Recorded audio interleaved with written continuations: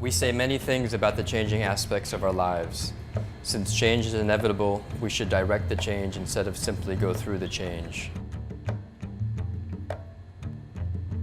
At Bellegarde, we mill a percentage of the flour that goes into every single loaf of bread that we bake, and we're only working with organic grain that's what's called identity preserved.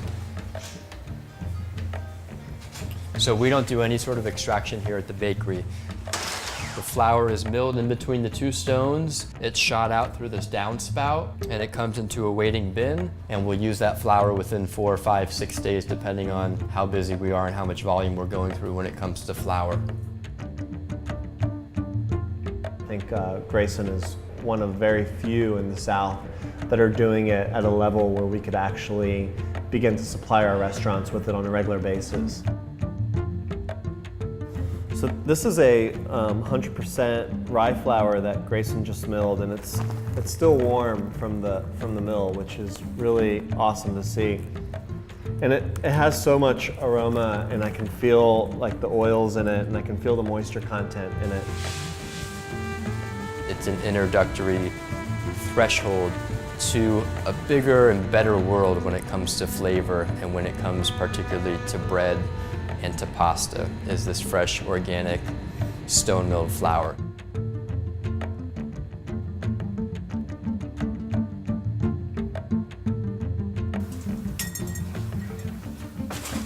The great thing about Grayson's bread is that, you know, when he bakes it, it has this beautiful crust.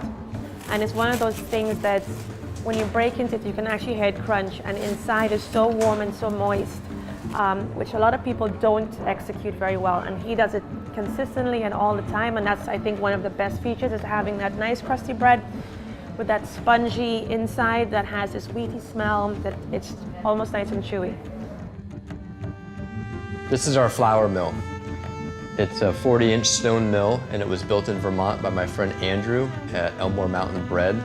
The whole unit weighs about 2,500 pounds, and each stone is 40 inches in diameter and about 6.5 inches thick.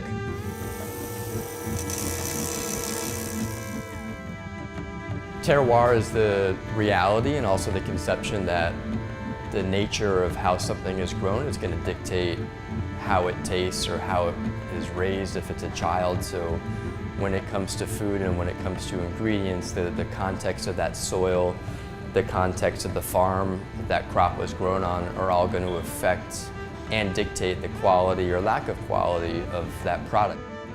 So we're working really closely with growers to talk about the types of flavors that we want, the types of grain that we want, the type of strength and moisture and protein content.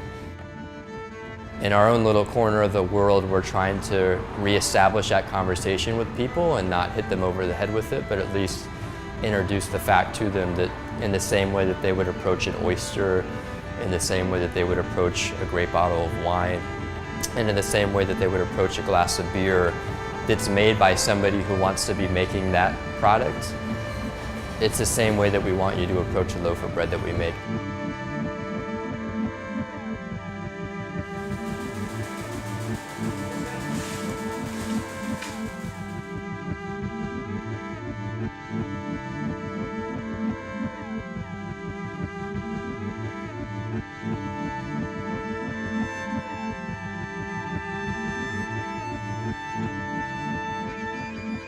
I see the evolution of food sourcing really heading back to levels of purity, really kind of going back to what is the story behind this ingredient and how can I bring out the best of this ingredient by doing less with it.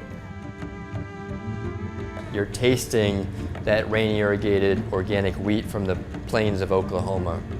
You're tasting that really moist, heirloom, soft, supple, creamy wheat from Wisconsin. You're tasting that pure rock salt from Avery Island, Louisiana.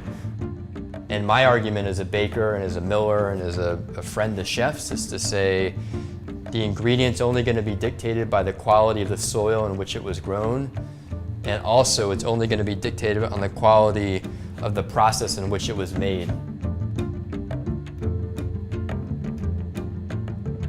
It's refreshing to see somebody that cares so much about, from the beginning to the end, sourcing the grain to the final product and making sure it's consistent.